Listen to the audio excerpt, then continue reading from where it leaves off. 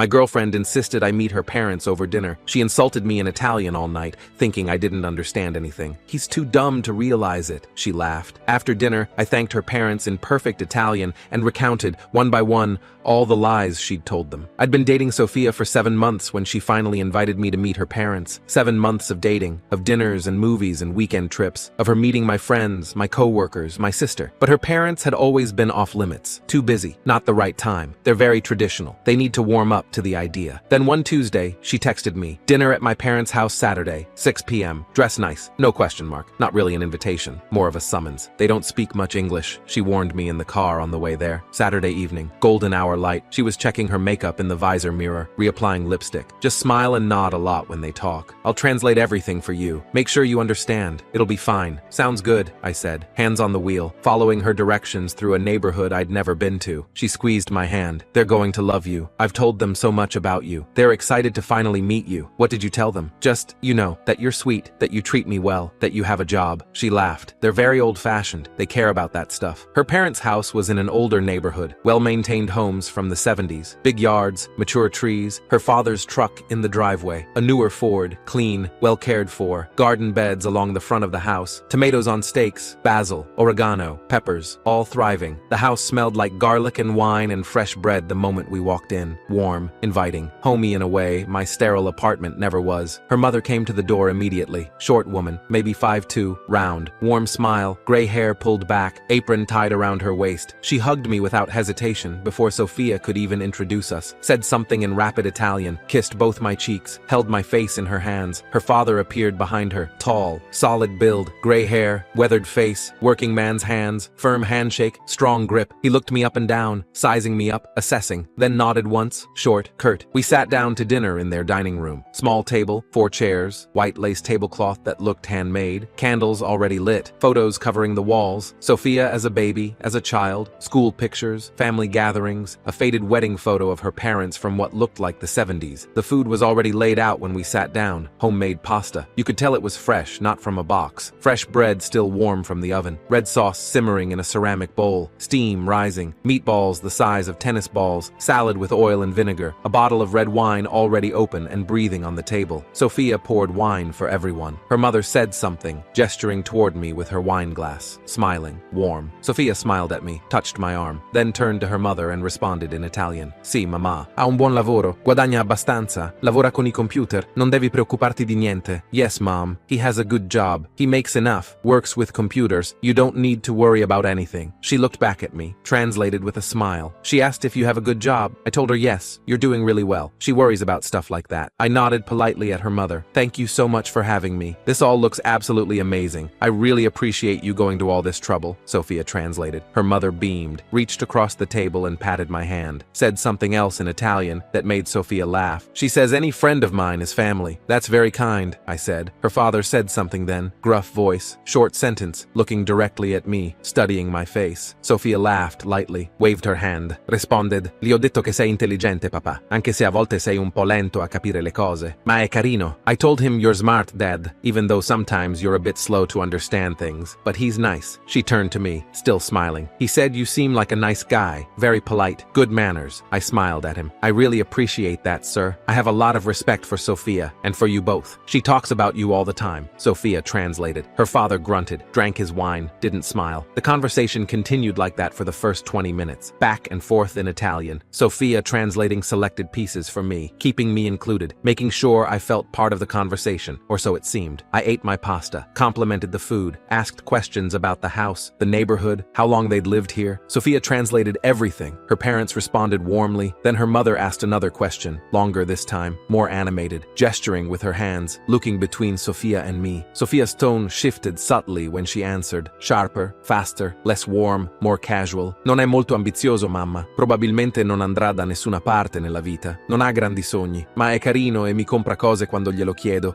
Quindi per ora va bene. He's not very ambitious, Mom. He's probably not going anywhere in life, doesn't have big dreams, but he's nice and buys me things when I ask, so for now it's fine. She turned back to me, smile in place. She asked if you're ambitious, if you have big career plans. I told her yes, absolutely. That you're very driven and have goals. I took a sip of wine. That's really kind of her to ask. I do have some things I'm working toward. Sophia nodded, didn't translate appreciate my response, just moved on. Her father leaned forward then, asked another question, direct, looking right at me, his eyes sharp. Sofia waved her hand dismissively, casual, almost bored. È troppo stupido per capire cosa stiamo dicendo, papà. Possiamo dire quello che vogliamo qui. Non sa nemmeno una parola di italiano. Gliel'ho chiesto una volta e ha detto che non ha mai studiato nessuna lingua. He's too stupid to understand what we're saying, Dad. We can say whatever we want here. He doesn't know a single word of Italian. I asked him once and he said he never studied any languages. She looked at me, still smiling, warm, loving even. He asked if you understand Italian. I told him no, not at all, that you only speak English, that you've never really traveled much or studied languages. I reached for more bread, tore off a piece. Yeah, I really wish I'd learned a second language in school. I took Spanish for like 2 years but barely remember any of it. Maybe someday I'll take classes or something. Sofia laughed, patted my arm. Maybe I'll teach you some Italian. It's a beautiful language. I'd like that. Her mother said something then, longer statement. Both she and Sofia laughed, genuine laughter. Her father even cracked a slight smile, first one I'd seen from him. Sì, mamma, è vero. A volte mi chiedo perché sto ancora con lui, ma è facile da controllare. Non fa domande, non si lamenta mai, fa quello che gli dico, ed è abbastanza carino da portare in giro. Yes, Mom, it's true. Sometimes I wonder why I'm still with him, but he's easy to control, doesn't ask questions, never complains, does what I tell him, and he's cute enough to bring around. Sofia smiled at me, warm, affectionate. She said you seem very respectful, well-mannered, that I picked a good one. I felt my chest tighten, just slightly, barely noticeable, but I kept my face neutral. Thank you, I said to her mother. That means a lot to hear. The meal continued. More wine poured, more laughter, more rapid Italian that I supposedly couldn't understand. Sofia's father asked about my family. Sofia told him in Italian that my parents were divorced, that my father wasn't in the picture much, that my mother worked retail and struggled with money. Viene da una famiglia povera, she said. He comes from a poor family. To me, she said, he asked about your family. I told him they're great, very close-knit. Her mother asked if we were serious, if marriage was a possibility. Sofia laughed, actually laughed. No, mamma, non è il tipo con cui mi sposo. È solo per ora, qualcosa di temporaneo finché non trovo qualcuno migliore, qualcuno con una vera carriera, ambizione, soldi. No, Mom, he's not the type I'd marry. He's just for now, something temporary, until I find someone better, someone with a real career, ambition, money. To me, she asked if we're serious.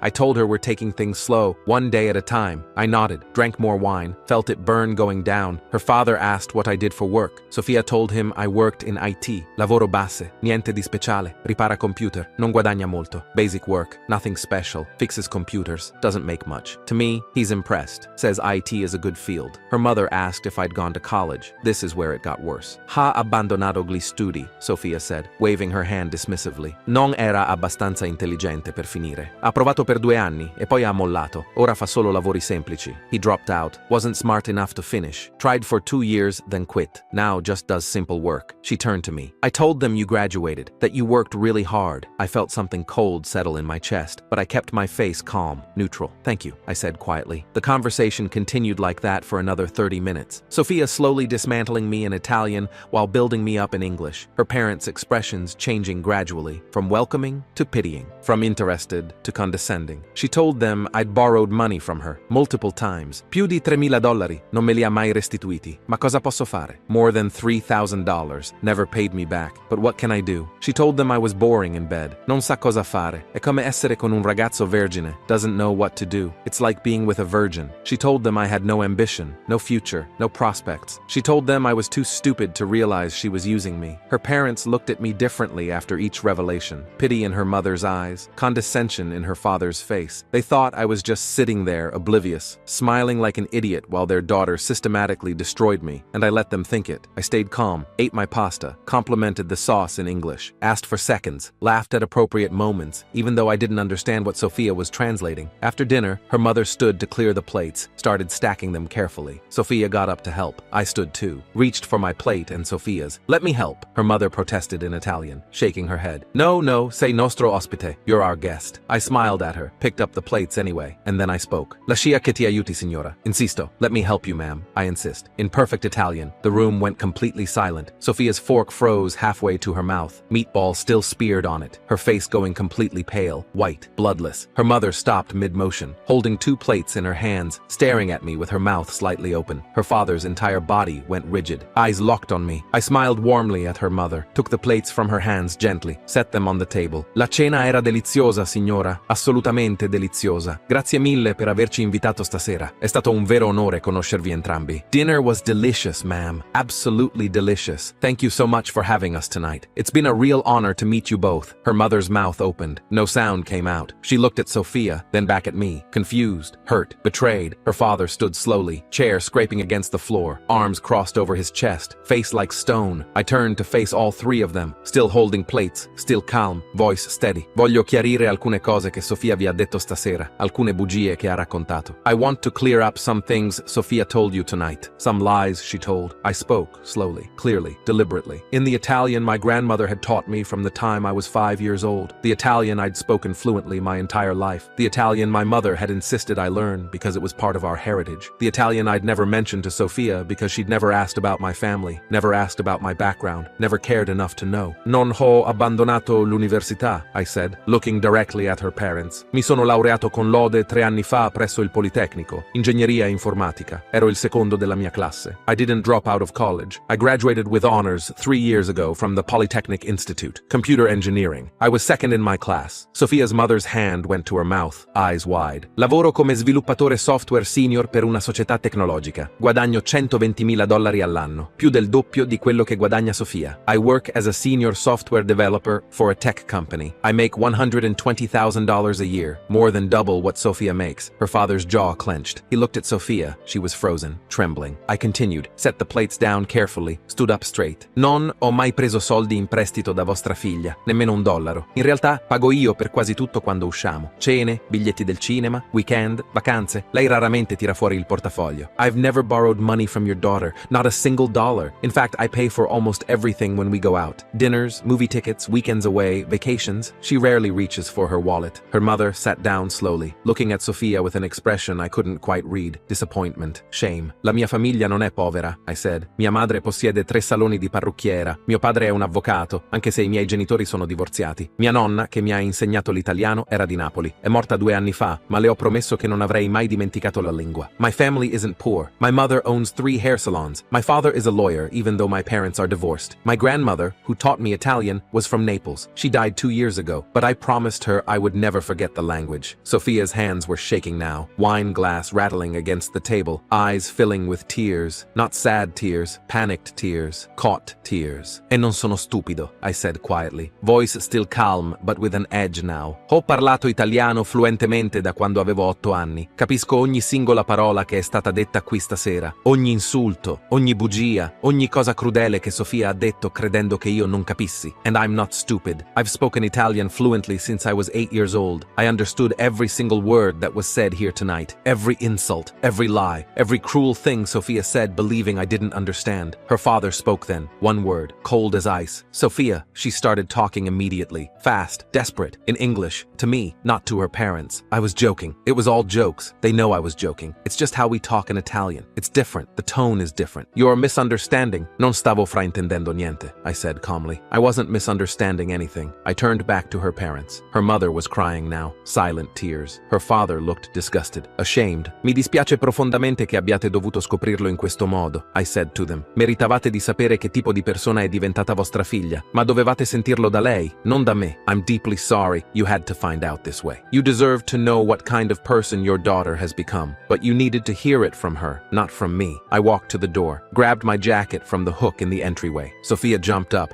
chair falling backward. Wait, please, I didn't mean any of it. They don't understand. They're taking it the wrong way. I stopped, turned to look at her one last time. Hai detto che ero temporaneo, che ero stupido, che stavi aspettando qualcuno migliore. Avevi ragione su una cosa. Ero temporaneo, ma non per le ragioni che pensavi. You said I was temporary, that I was stupid, that you were waiting for someone better. You were right about one thing. I was temporary, but not for the reasons you thought. Her parents were standing now, her mother still crying, her father's arm around her shoulders, both of them staring at Sofia like they didn't recognize her, like she was a stranger wearing their daughter's face. I opened the door. Cool evening air rushed in. Buonasera, I said to her parents. Mi dispiace ancora. Meritavate meglio di questo. Good evening. I'm still sorry. You deserved better than this. I walked out, closed the door softly behind me, heard Sofia start crying inside, loud, ugly crying. Her mother's voice, sharp, angry, her father's deeper voice, cold. I got in my car, started the engine, pulled out of the driveway. My phone started buzzing before I'd even reached the end of their street. Sofia calling. I watched it light up, let it ring. Voicemail. It rang again and again. 11 calls in the first 10 minutes. Then the texts started. 17 in rapid succession. expression. Please come back. I can explain everything. They're screaming at me. You ruined my life. How could you do this to me? You set me up. This is all your fault. They're so mad at me. My dad won't even look at me. Please answer. I'm sorry. I didn't mean it. Please. I blocked her number at the first red light, deleted her contact, deleted our text history, deleted every photo of her from my phone, drove home in complete silence. No music, no radio, just the sound of the engine and my own breathing. Got home, went inside, sat on my couch in the dark, and felt absolutely nothing. The next morning, Sophia showed up at my apartment, 8 a.m., pounding on the door. I watched through the peephole. She looked terrible. Yesterday's makeup smeared, hair a mess, same clothes. Please, I know you're in there. We need to talk. I didn't answer, just waited. She pounded for 10 minutes, then left. She tried calling from different numbers, her friends' phones. I blocked them all. She sent emails. I filtered them to spam. 2 weeks later, I ran into one of her co-workers at a coffee shop. She recognized me. You're Sophia's ex, right? Right. Did you really understand Italian the whole time? Word had spread, apparently. Yes, she smiled. Not malicious, just satisfied. Good. She needed that. She's been impossible to work with for months. Talks down to everyone. Always complaining about how she deserves better. Better job, better apartment, better boyfriend. She paused. Better everything. Sounds about right. She told everyone you were a loser who didn't understand what she was saying at her parents' house, that you embarrassed her. I just nodded, took my coffee, walked out. Never saw Sophia again. But my phone lit up one more time. 6 months later, unknown number. I almost didn't answer. Hello? Hello? This is Maria, Sophia's mother. I sat up straighter. Mrs. Rossi, hello. I wanted to call, to apologize, for that night, for not seeing, for not knowing. Her English was heavily accented but clear. My husband and I, we raised her better. We don't know where we went wrong. You didn't do anything wrong. We did. We must have. She paused. She is not welcome in our home anymore. Not until she changes. Really changes. Becomes the person we thought we raised. I'm sorry to hear that. Don't be. You did us a favor. Showed us the truth. Another pause. Your grandmother would be proud of your Italian, of your character. My throat tightened. Thank you. Take care of yourself. You too. She hung up. I deleted that call too and moved on.